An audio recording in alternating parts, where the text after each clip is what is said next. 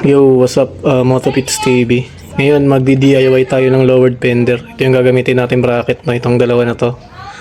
Bali, left and right, dito natin yung kakabit, no? Sa front shock natin, no? Tuturuan ko kayo magbaklas ng, ng front fender natin, saka kung paano ba ang tamang pagkabit na itong, clamp. Ayan, no? Bali, ito yung isa sa tornilyong tatanggalin natin. Kasi yung magic lowered natin nung nakaraan, playable lang gamit natin eh. Bali, buksan muna natin itong dalawa na to, yung tanggalin natin yung gulong. Gamit tayo nitong size 14. Ito size 14 na close socket wrench para dyan. Dito sa kabila, kontray natin ng size 18. Impakin natin to. Pwede rin naman close wrench, yabe, pwedeng katalak, basta kahit anong adjustable. Ayan. Ayan, tanggal na yung tornilyo nya guys, no?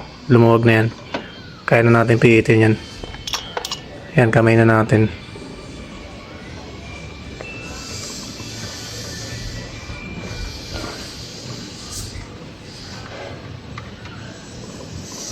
Ayan, kamay na. Tanggalin lang, tabi lang natin yung nut. Tapos, itong ehe.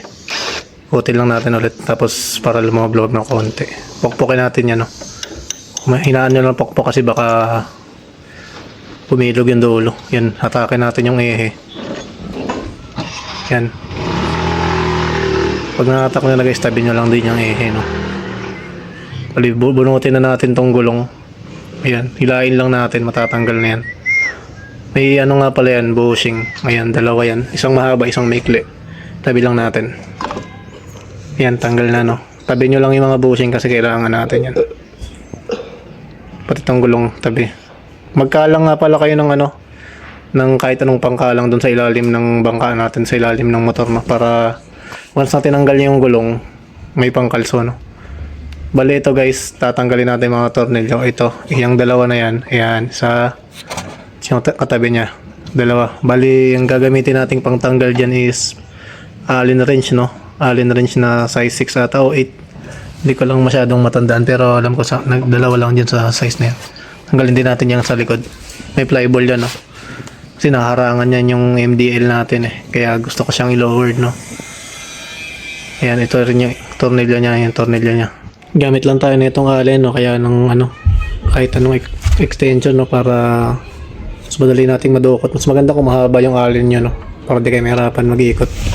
Kasi pwede rin ako maikli, pero sabit lang yung kamay nyo. Kaya na bahala dyan guys. Ayan, mahaba-haba itong nakuha kong extension. Di tayo mahirapan masyado, no? Ayan, ikutin lang natin guys pa counterclockwise. Ayan, pati itong isa. Counterclockwise yung ikot nyan guys.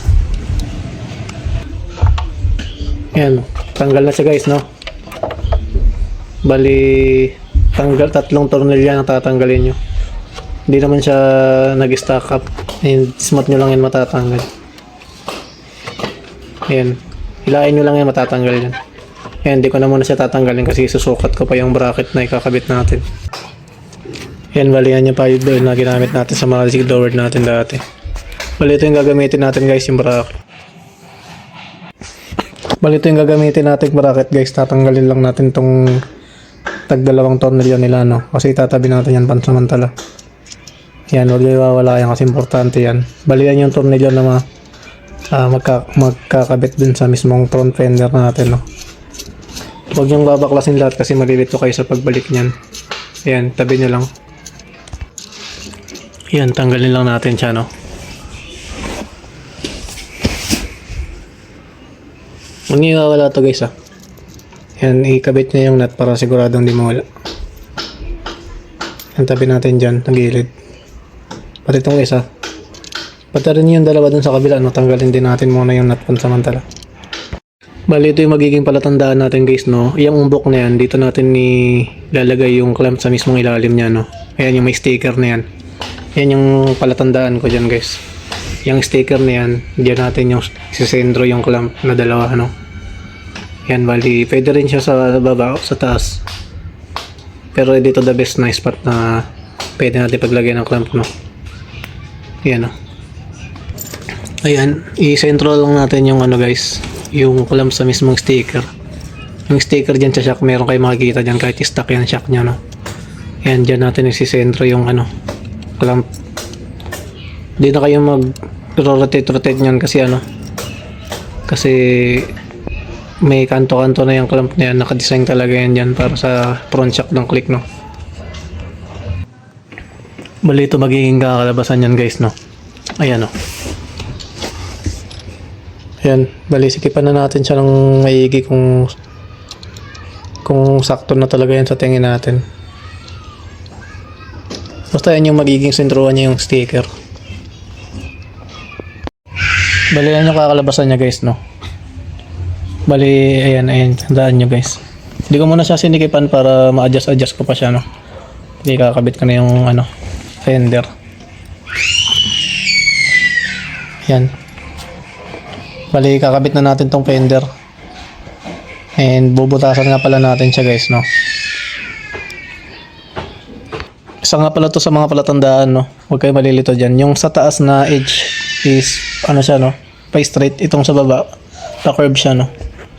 Bali, dapat yung straight na side ng itong bar na yan, na, ano, flat yung nasa taas. Kasi yung sa baba, curve siya, no. Ayan. Kaya yung baba, may curve siya, no. Parang pabilog, no.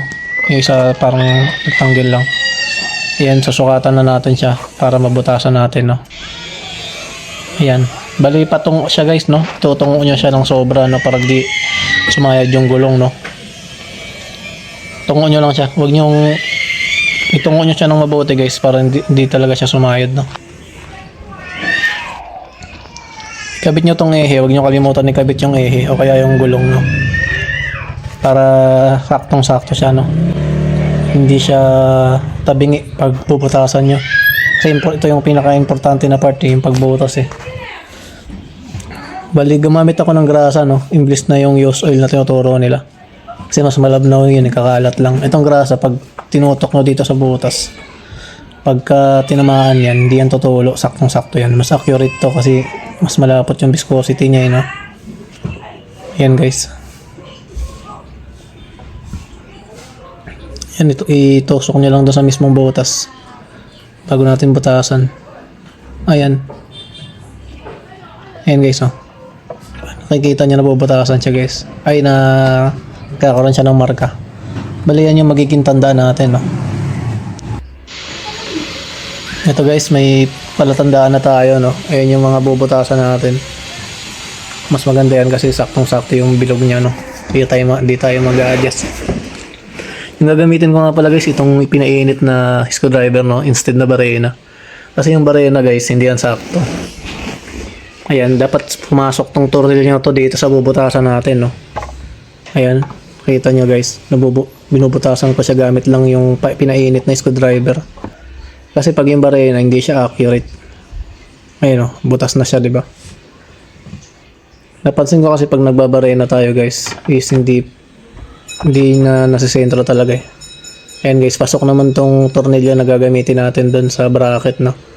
Ayan, siguraduhin yung umiikot. Wala talagang alog yan kasi wala siyang space.